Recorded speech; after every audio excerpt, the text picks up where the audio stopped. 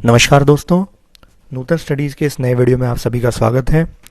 जब भी हम होम लोन या किसी और तरह के लोन को लेने जाते हैं, अवेल करने जाते हैं, तो कई बार ऐसा होता है कि हमारे लोन जो है वो रिजेक्ट हो जाते हैं और जनरली पर्सन ये समझते हैं कि उनका क्रेडिट स्कोर कम है जिसकी वजह से उनका लोन जो है रिजेक्ट हो गया है। हालांकि ये एक रीज़न हो सकता है जिसकी वजह से आपका लोन रिजेक्ट होता है और ये एक मेन इंपॉर्टेंट रीज़न है जिसकी वजह से लोन रिजेक्ट होने के चांसेस ज़्यादा रहते हैं। लेकिन कुछ और रीजंस भी हैं जिनकी वजह से आपका होम लोन या कोई अदर लोन जो है वो रिजेक्ट हो सकता है। तो ऐसा क्या रीजंस हैं उससे ही आज इस वीडियो में हम देखेंगे। अगर आपको मेरा वीडियो पसंद आए तो please like it and subscribe my channel Nutan studies. तो आइए शुरू करते हैं। जब भी हम किसी लोन या स्पेशली होम लोन को अवेल करने जाते हैं तो बैंक या जिस भी फाइनेंशियल ऑर्गेनाइजेशन से आप लोन ले रहे हैं उनके पास ये पूरा राइट है कि वो आपके लोन को या तो एक्सेप्ट करें या रिजेक्ट करें। अगर आपका किसी रीज़न से लोन रिजेक्ट हो जाता है तो बैंक या एनबीएफसी जो भी आपको लोन देना चाह रहे हैं वो आपको एग्जैक्ट रीज़न नहीं बताते हैं कि किस वजह से आपका लोन रिजेक्ट हुआ है। और साथ ही साथ ये भी चीज़ आपको पता रहनी चाहिए कि अगर लोन रिजेक्ट हो गया है तो आपके पास ऐसे कोई चांसेस नहीं है, ऐसे कोई एक्सप्लेनेशन आप बैंक से नहीं मांग सकते हैं कि आपका लोन जो है वो क्यों रिजेक्ट हुआ है। तो डेफिनेटली आप रीजंस तो नहीं मांग रहे हैं, आंसर्स तो नहीं मांग रहे हैं, लेकिन ऐसी सिचुएशंस आपको पता होनी चाहिए जिसकी वजह से आपकी एप्लीकेशन जो है रिजेक्ट हो सकती है। तो अब एक एक करके हम वो रीजंस देख लेते हैं। सबसे पहला इंपॉर्टेंट रीजन जो हमें लगता है मैक्सिमम लोगों को, that is low credit score. तो क्रेडिट स्कोर क्या होता है इसके बारे में मैंने एक वीडियो बना रखा है। 3 डिजिट का नंबर होता है, 300 से लेकर 900 तक इसकी डिजिट्स होती हैं। आपका स्कोर जितना ज़्यादा रहेगा उतने आपको लोन मिलने के चांसेस ज़्यादा रहते हैं। तो इसके बारे में जो वीडियो है उसकी लिंक मैंने आई बटन पे दे दिया, आप चाहिए तो जाके सिबिल स्कोर के बारे में डिटेल चेक कर सकते हैं। अगर आपका सिबिल स्कोर कम है तो बैंक या एनबीएफसी जो है वो आपको लोन देने से दूर रह सकते हैं, या वो आपको बोल सकते हैं कि हम आपको लोन तो दे देंगे लेकिन आपको इंटरेस्ट रेट जो है वो ज़्यादा पे करना पड़ेगा इसके लिए। या फिर वो ये हो सकता है कि वो आपसे कोलेटरल मांगे या कोई फाइनेंशियल गारंटर मांगे इसके लिए, क्योंकि उनको नहीं पता है कि भाई आप कैसे पर्सन है, आपका क्रेडिट स्कोर कम नज़र आ रहा है, तो अपनी सुरक्षा के लिए वो ये चीज़ भी मांग सकते हैं। तो ध्यान रहे, क्रेडिट स्कोर जो है वो बहुत सारे रीजंस की वजह से कम हो सकता है। मेन जो रीज़न होता है वो ये होता है कि आपने जो भी अपनी ईएमआईज हैं, चाहे वो क्रेडिट कार्ड की हो चाहे किसी और तरह के लोन्स की हो, वो आपने टाइम पे नहीं चुकाई है, या कुछ और रीजंस भी हैं। बहुत सारे रीजंस हैं जो मैंने क्रेडिट स्कोर और सिबिल के इस वीडियो में बना रखा है।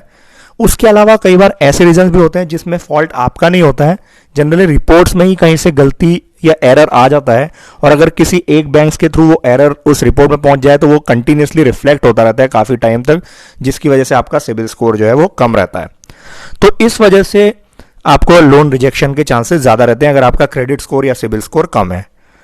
अब हम दूसरा रीज़न देख लेते हैं कि क्या हो सकता है। दूसरा रीज़न है जिस प्रॉपर्टी पे आप लोन परचेज करना चाहते हैं उसकी क्या कंडीशन है। बहुत सारे लोगों को ऐसा कंफ्यूजन रहता है कि ओल्ड बिल्डिंग है तो बैंक्स जो है वो आपको होम लोन प्रोवाइड नहीं करेंगे।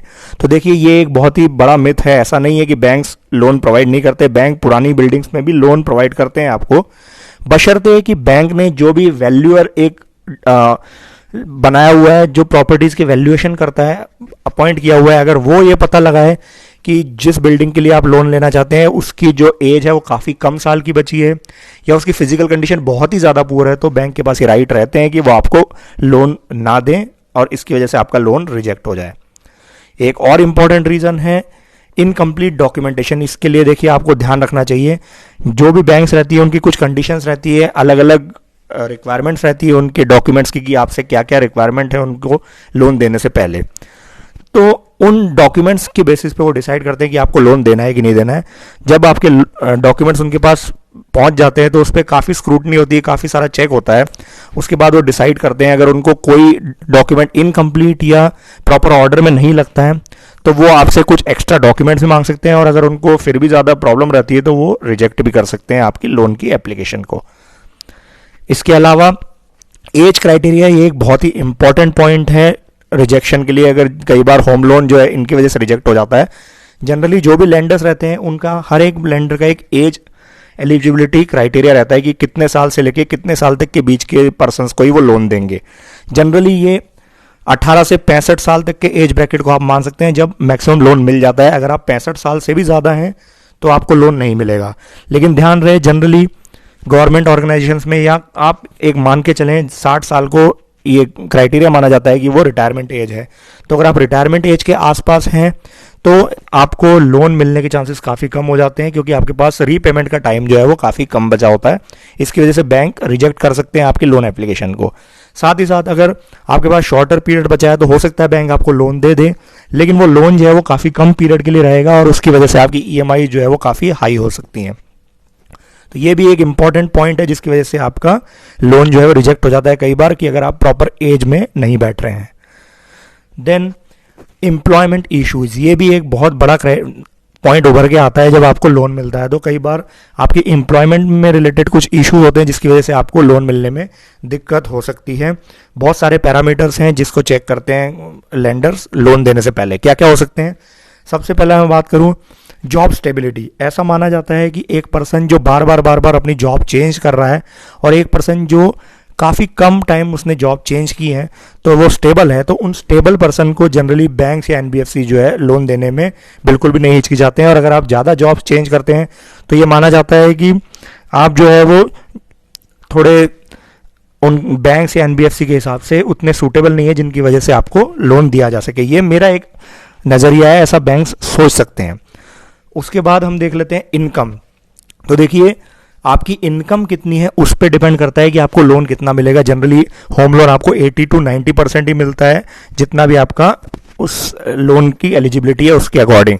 लेकिन अगर आपकी इनकम ही कम है तो आपको उतना लोन नहीं मिलेगा और लोन रिजेक्ट हो सकता है इस रीज़न की वजह से भी। इसके अलावा कई बार आपके एम्प्लॉयर जो है जिस कंपनी में आप जॉब करते हैं उसका प्रोफाइल भी कुछ ऐसा है कि वो सूटेबल नहीं है बैंक या एनबीएफसीज के लिए, तो वो भी आपको उस केस में लोन देने से रिजेक्ट करवा सकता है।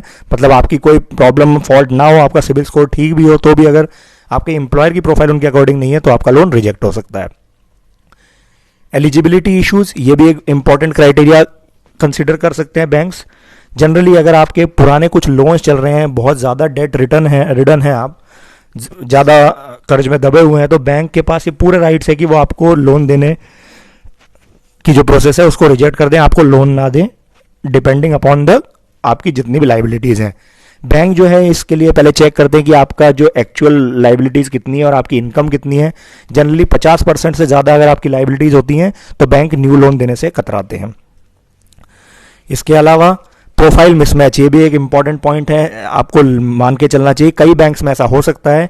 जनरली कुछ ऐसी जॉब प्रोफाइल जो हैं वो निगेटिव कंसीडर की जाती है लोन देने के हिसाब से, जैसे कि जर्नलिस्ट या लॉयर्स या पुलिसमैन। मैं ये नहीं बोल रहा हूँ कि इनकी जॉब ऐसी है कि इनमें लोन मिलेगा ही नहीं, मिल सकता है, लेकिन हर बैंक का अपना अपना क्राइटेरिया रहता है और कई बार इन प्रोफाइल्स के लोगों को लोन मिलने में दिक्कत हो सकती है।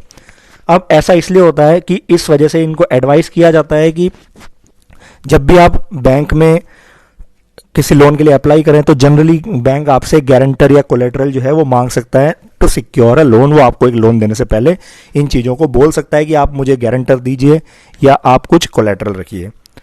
तो ये भी एक इंपॉर्टेंट पॉइंट है जिसकी वजह से आपका लोन जो है रिजेक्ट हो सकता है। तो ये कुछ चीज़ें थी जो मैं आपको बताना चाह रहा था, जो आप मान के चल रहे थे कि एक या दो ही रीज़न होते हैं, तो ऐसा नहीं है, काफ़ी सारे रीजंस हो सकते हैं आपके लोन रिजेक्शन के लिए। मैं आशा करता हूं कि मेरा ये वीडियो आप सभी को पसंद आया होगा। अगर आपको मेरा ये वीडियो पसंद आए तो please like it, share it and subscribe my channel Nutan studies. Thank you.